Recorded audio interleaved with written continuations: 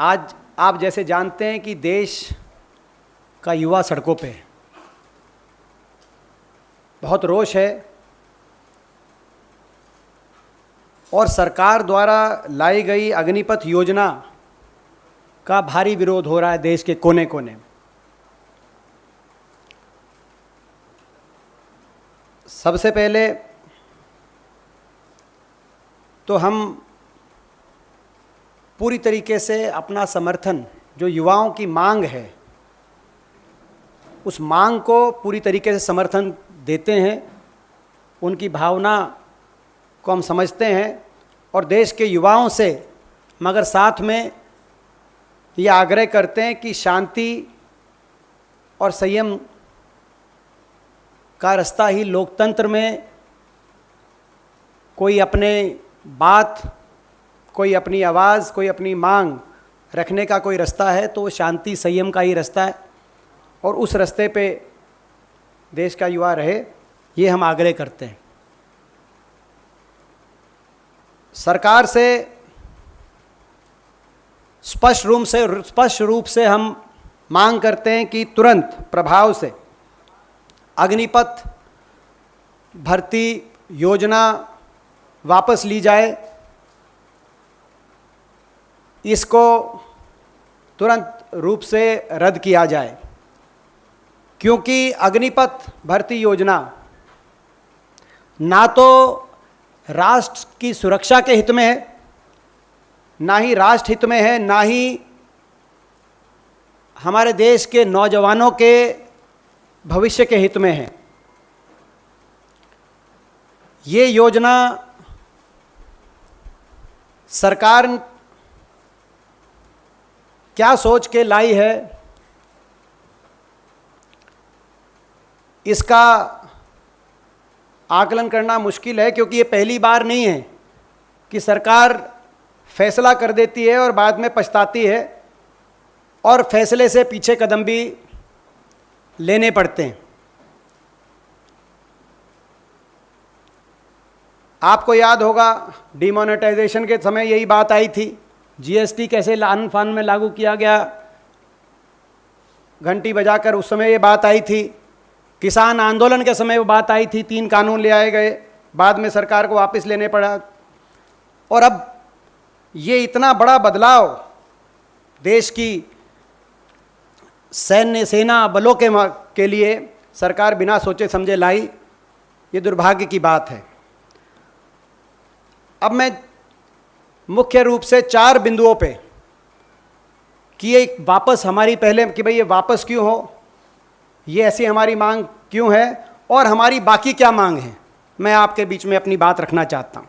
पहली बात, ये देश की राष्ट्र की सुरक्षा के हित में नहीं है। उसका कारण है कि सरकार पहले बताए कि ये अग्निपथ योजना की लाने की आवश्यकता क्यों पड़ी। एक देश, भारतवर्ष की फौज, हिंदुस्तान की फौज जिसकी दुनिया में साख है, सबसे बेहतरीन अगर फौज कहीं की मानी जाती है तो हिंदुस्तान की मानी जाती है, उसमें क्या कमी थी। हमारा एक इस्टेब्लिश सिस्टम है, रिक्रूटमेंट का इस्टेब्लिश सिस्टम है, रेजिमेंट्स का इस्टेब्लिश सिस्टम है, जो हमारे स्तंभ हैं, जो हमारी नींव है, जिसकी वजह से हमारी फौज का मनोबल दुनिया में सबसे बढ़िया है, पराक्रम दुनिया में सबसे बढ़िया, लेकिन सरकार ने उसको डिस्टर्ब कर दिया। अब ये जो 4 साल के लिए 17.5 साल में आप अंदाजा लगाएं, जो युवा आएंगे, पहला साल 6 महीने की बता रहे हैं ट्रेनिंग, आज 1 साल की ट्रेनिंग होती है, तो उसको ट्रेनिंग को भी कम करेंगे। अगर आप किसी भी फौज से जुड़े हुए एक्सपर्ट से बात करो तो पहला साल ट्रेनिंग और अगले दूसरा और तीसरा साल अपनी रेजिमेंट्स और टैक्टिकल ट्रेनिंग जिसको कहते हैं, तीसरे साल के बाद संपूर्ण सैनिक फौज को मिलता है। यहां पर पहला साल ट्रेनिंग और तीसरा और चौथा साल इस बात की चिंता में कि आगे क्या करेंगे। आगे जब यहाँ से फ्री हो जाएंगे, क्योंकि 75% लोगों को फ्री कर दिया जाएगा तो आगे उनका भविष्य क्या होगा। आपने भी ग्रेजुएशन करी होगी, इंजीनियरिंग करी होगी, कोई 3 साल का कोर्स है, कोई 4 साल का कोर्स है, आखिरी 1-2 साल आप भी ये सोचते होगे जब आप अपनी ग्रेजुएशन कर रहे थे कि आगे क्या करेंगे। ऐसे ही जो जाएगा वो सोचेगा आगे क्या करेगा, तो फौज में किस मनोबल से वो काम करेगा, इस पे बड़ा प्रश्न उठता है। आज कम से कम 15 साल की एक सर्विस रहती है, तो इस असुरक्षा में जिस देश का सैनिक अपने भविष्य को लेकर असुरक्षित अपने आप को महसूस करेगा, वो देश की सुरक्षा में किस मनोबल से लगेगा, उसका आप अंदाजा लगा सकते हैं। केवल यही नहीं, बहुत सी ऐसी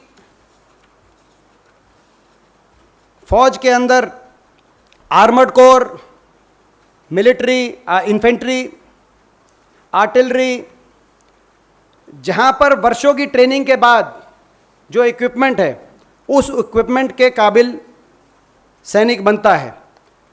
कॉम्बैट फोर्सेस हैं, पैराट्रूपर फोर्सेस हैं, बहुत सी ऐसी फोर्सेस हैं जैसे रूस की फोर्स। यहाँ पर 5 साल की training armoured corps, infantry, artillery के लिए 5-5 साल की ट्रेनिंग अनिवार्य है। आज क्या कारण आ गया कि हम अपनी देश की सुरक्षा के लिए देश की सुरक्षा से इतना हम खिलवाड़ कर रहे हैं ये योजना लाकर। और वो देश जो देश चारों तरफ से दुश्मनों से घिरा हुआ है, एक तरफ चीन के साथ हमारा अनसेटल्ड बॉर्डर है तो दूसरी तरफ पाकिस्तान है। ऐसे देश में आप जानते हैं चीन की हमसे लगभग 1.5 से 2 गुना हमसे फौज है संख्या के आधार पर। आज ऐसे समय में ये जो योजना लेके आए हैं, इससे फौज, जैसे मैंने कहा कि फौज में एक और कमी बताता हूँ, फौज में क्या कमी आएगी। एक रेजिमेंट सिस्टम है, निशान, नाम, नमक, वफादारी, लॉयल्टी, कैमेडरी, ये over a period of time develop किए हुए प्रिंसिपल्स हैं। धीरे धीरे जब 4 साल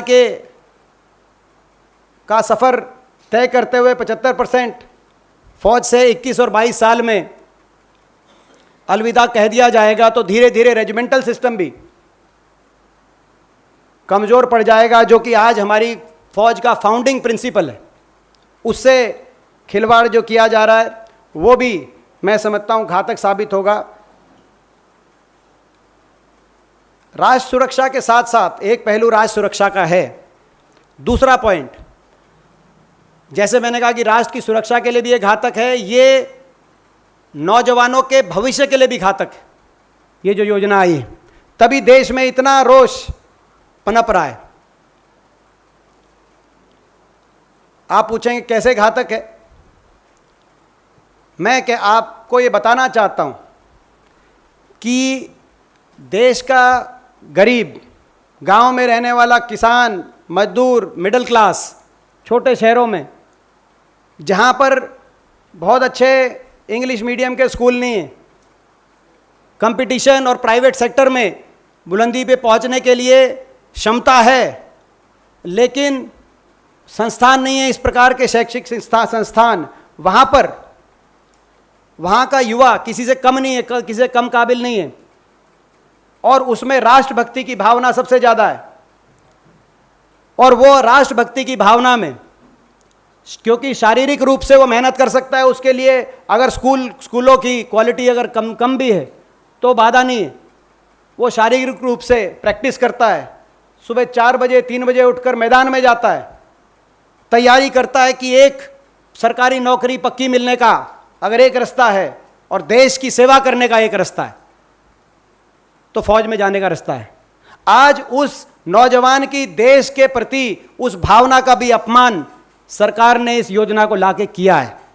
इसीलिए देश का नौजवान में इतना रोष, देश के नौजवान में इसलिए इतना रोष है कि आप 12वीं क्लास के बाद फौज में ले जाएंगे 4 साल के लिए, ना वो ग्रेजुएशन कर सकता ना इंजीनियरिंग कर सकता, 4 साल के बाद बाहर निकलेगा, आपने उससे वो भी जरिया छीन लिया, ग्रेजुएशन का भी जरिया छीन लिया, इंजीनियरिंग का भी जरिया छीन लिया। ये असुरक्षा, देश के नौजवान के भविष्य को असुरक्षित करके आपने छोड़ दिया, जिससे आप देश की सुरक्षा के लिए जिससे बलिदान चाहते हैं उसके भविष्य को आपने असुरक्षित छोड़ दिया। ये छोटी बात नहीं है। वायदा था इनका, जिस वायदे के आधार पर आए थे, हरियाणा की धरती से प्रधानमंत्री जी ने 2014 का अपना चुनाव का बिगुल बजाया था, रेवाड़ी की पावन धरा से, वीरभूमि से, हरियाणा वीरभूमि जहां से मैं आता हूं।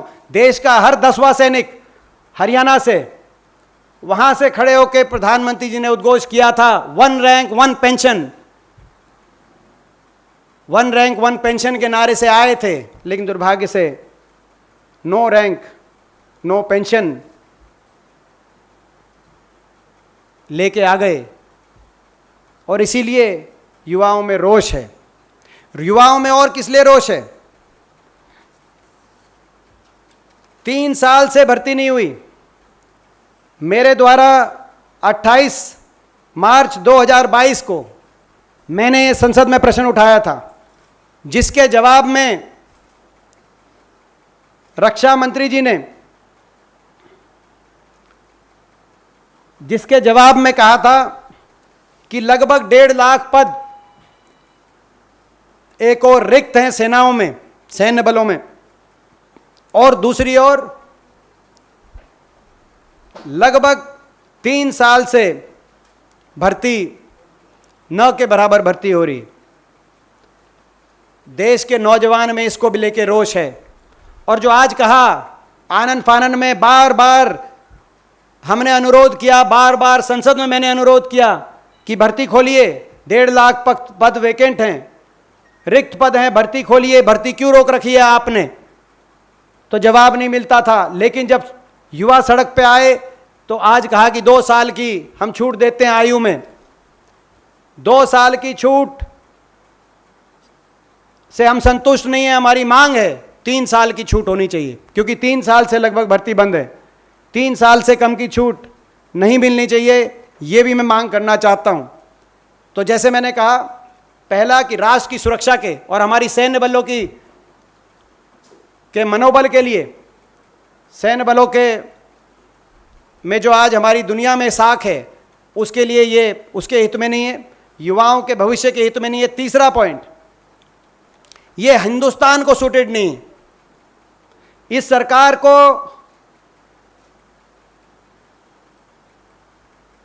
एक विदेशी अलग अलग देशों में से योजनाएं लाएं, क्योंकि ये हमारे देश की संस्कृति, देश के इतिहास, कहीं ना कहीं उस बात को ये जो सरकार सत्ता दल है उसको सही रूप में स्वीकार नहीं करती। देश की संस्कृति, देश का इतिहास, स्वतंत्रता संग्राम, जिन सिद्धांतों पे देश की स्थापना हुई, उन चीज़ों को नहीं मानते, विदेशों को ज़्यादा मानते हैं और विदेशों से नए नए तजुर्बे लेके आते हैं। इनको विदेशी तजुर्बे लेके हिंदुस्तान में आने की बीमारी लग गई है। फार्म लॉ लेके आए, कह रहे अमेरिका से लेके आए हैं, कॉर्पोरेटाइजेशन कराएंगे, मगर हिंदुस्तान में जहां अमेरिका में 400 एकड़ एवरेज किसान के पास है, यहाँ हिंदुस्तान में 2 एकड़। वो हिंदुस्तान के लिए कामयाब नहीं था और इसीलिए सरकार को अंततः वापस लेना पड़ा। अब ये कह रहे हैं इजराइल में, मैं आपको बताना चाहता हूँ, इजराइल ऐसा देश है, छोटा देश है, एडवांस इकोनॉमी है, वहाँ पर 100% लोगों के पास रोजगार है, बेरोजगारी नहीं है, कोई फौज में जाके खुश नहीं है। इसीलिए अनिवार्य रूप में 4 साल की सर्विस करानी पड़ती है, क्योंकि किसी की फर्स्ट प्रेफरेंस फौज नहीं होती। वो इजराइल की स्थिति हो सकती है, मगर हिंदुस्तान की स्थिति उससे भिन्न है। हिंदुस्तान में इस सरकार की बदौलत आज 75 साल के इतिहास में सबसे ज़्यादा बेरोजगारी आज हमारे देश में, और राष्ट्र प्रेम और देशभक्ति की भावना हिंदुस्तान के नौजवान में कूट कूट के भरी है। इसीलिए फौज करोड़ों नौजवानों के लिए फौज में जाकर देश की सेवा करना सबसे पहला लक्ष्य होता है उनके जीवन का। इसीलिए आपको अनिवार्य, जो बाकी देशों में जहां जाके खुश नहीं है, इसीलिए अनिवार्य करके, क्योंकि वहां पे एडवांस इकोनॉमीज हैं, वहां पे आपको 4 साल में, तो वहां की और हिंदुस्तान की परिस्थिति में बहुत बड़ा फर्क है। और हिंदुस्तान का पड़ोस आप देखिए, चीन 2.5 मिलियन की उनकी फौज है, हमारी 1.4 मिलियन की फौज। चीन की देखिए स्थिति, पाकिस्तान की देखिए स्थिति, रूस की आप सेना का मामला, रूस की सेना की जो पद्धति है वो देखिए। ये इजराइल से कहां से ले आए? पहले अमेरिका से ले आए थे। किसानी के कानून नियम अमेरिका के आधार पे बनाएंगे हिंदुस्तान के। आप हिंदुस्तान को क्यों नहीं समझ रहे? भारतवर्ष की संस्कृति को क्यों नहीं समझ रहे? यहां पे नौजवान के दिल में क्या आशा आकांक्षा है उनको क्यों नहीं समझ रहे? प्रधानमंत्री से मैं पूछना चाहता हूं। तो ना तो ये हमारे युवाओं के भविष्य के हक में, ना राष्ट्र की सुरक्षा के हक में, ना राष्ट्र के हक में। और इसके साथ साथ अब मैं राजनीतिक बात पे भी आता हूं, जो एजिटेशन चल रही है, ये क्यों लेके आए? ये कहीं ना कहीं 2 करोड़ रोजगार हर साल देने का जो इनका वायदा था, जिसमें विफल हो गए, और देश में आज देश के इतिहास में 75 साल के इतिहास में सबसे ज़्यादा बेरोजगारी है। ये उस अपने वायदे से ध्यान भटकाना चाहते हैं। और ना सिर्फ वायदे से ध्यान भटकाना चाहते हैं, मगर उसमें विफल हो गए तो 10 लाख रोजगार देने का इन्होंने शगुफा छोड़ दिया। 10 लाख नकली ख्वाब दिखा रहे हैं रोजगार देने का।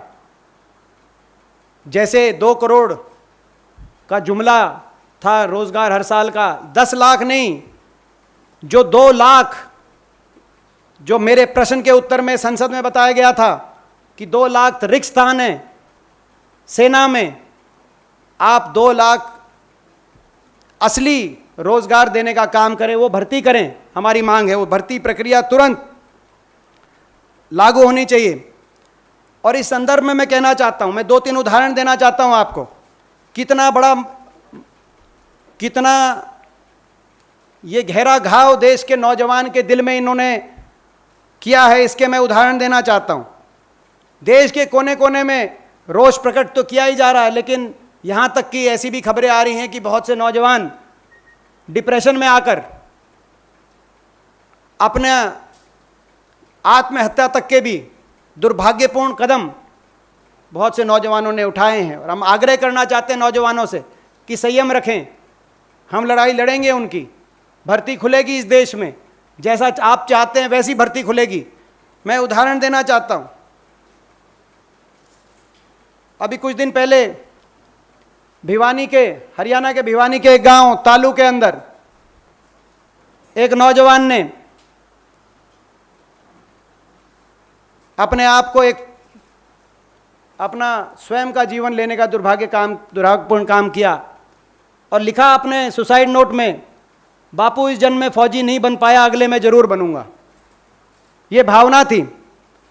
और जब ये बात आई तो हरियाणा के भाजपा और सत्ता दल के वरिष्ठ नेताओं ने उनका मजाक उड़ाया कि शायद काबिल नहीं होंगे। मैं ये सर्टिफिकेट दिखाना चाहता हूं क्योंकि मैं उनके घर गया। ये वो ऐसा नौजवान था जो हरियाणा जैसे प्रदेश में, जो खिलाड़ियों का प्रदेश है, मैराथन में गोल्ड मेडलिस्ट था। ऐसे ऐसे काबिल नौजवान, ओवरेज हो गया। सरकार अपने हट से पीछे नहीं हट रही, सेना की भर्ती नहीं खोल रही, क्योंकि अब हमको समझ में आ रहा है क्यों नहीं खोल रही। इस तरह की योजनाएं बन रही थी। ऐसे ऐसे नौजवान ओवरेज हो गए। मैराथन में गोल्ड मेडलिस्ट हरियाणा में, तालू गांव भिवानी। कल सचिन लाठर लजवाना गांव, जींद डिस्ट्रिक्ट हरियाणा, रोहतक में पीजी हॉस्टल के अंदर कल सुसाइड से पहले अपनी बहन को टेलीफोन किया, कहा फौजी नहीं बन पाऊंगा, फौजी नहीं बन पाऊंगा कह के रोने लगा और अपनी जान दे दी। और ये यही लड़का है सचिन लाठर। मैं इनका भी बता दूं, कोई कहे कि इनकी काबिलियत पे प्रश्न उठाए। आर्मी की भर्ती में 2019 में फिजिकल और मेडिकल इन्होंने क्लियर कर लिया था, लेकिन भर्ती कैंसिल हो गई। 3 साल से भर्ती नहीं हो रही, डिप्रेशन में। और मैं एक और बताऊं, ये जो सचिन लाठर हैं, क्योंकि इनका गांव मेरे गांव के नज़दीक पड़ता है, और ये कल की बात है, मैं अभी जा भी नहीं पाया, मैं जाऊंगा इसके बाद। 10वीं क्लास में 98% मार्क्स, 10th में इसके 98% मार्क्स थे। BCA भी कर रहा था साथ में, मगर आर्मी में देशभक्ति की भावना होना इस देश में गुनाह हो गया। देशभक्ति की भावना होना इस देश में ऐसा लगता है कि गुनाह हो गया। इस सरकार की जो नीतियां हैं उसके अनुसार ये कमर्शियल, ये सोचते हैं कि कमर्शियल कारणों की वजह से लोग फौज में जाएंगे, कॉन्ट्रैक्ट पे काम करेंगे, आगे कॉन्ट्रैक्ट के आधार पे फौज को चलाएंगे। देश की सुरक्षा, देश की फौज और देशभक्ति की भावना में कोई कमर्शियल इंटरेस्ट नहीं होता। ये मैं प्रधानमंत्री जी से कहना चाहता हूँ, देश की सरकार से कहना चाहता हूँ। ये हमारे जो 4 मैंने कहा कि मुख्य पॉइंट थे। इसके साथ साथ अब मैं डिमांड, जो हमारी डिमांड है, तुरंत प्रभाव से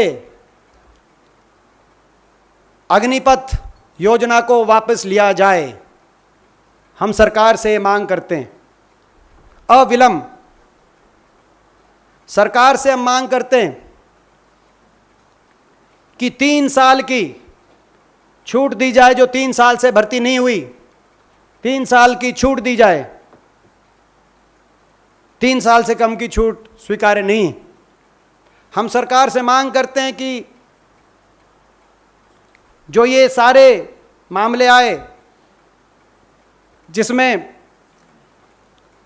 दुर्भाग्य से किसी ने ऐसा कदम उठाना पड़ा किसी नौजवान को, जो कि ओवर एज होने की वजह से, काबिल नौजवान जो डिप्रेशन के शिकार हुए और घर के चिराग बुझ गए। किसी का घर का चिराग बुझता है तो कितना दर्द होता है, आप और हम अंदाज़ा नहीं लगा सकते। इनके परिवारों को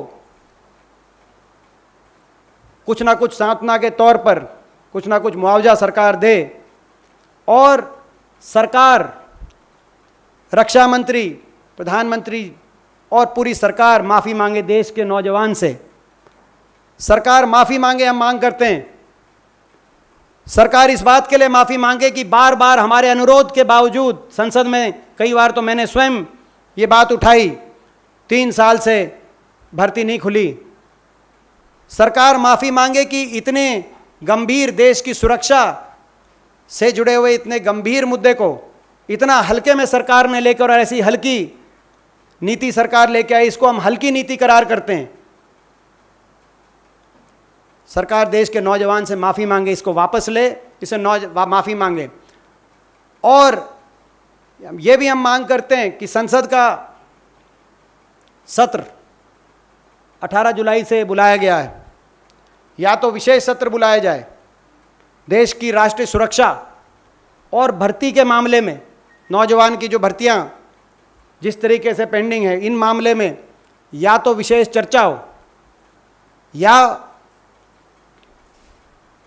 स्टैंडिंग कमेटी ऑन डिफेंस, ये जो नीति लेके आई गई है, इसमें कोई स्थायी समिति, रक्षा मंत्रालय के से जुड़ी हुई जो स्थायी समिति है, संसदीय समिति, उसमें भी ये इस बात का कोई आकलन नहीं किया गया है। या उस स्टैंडिंग कमेटी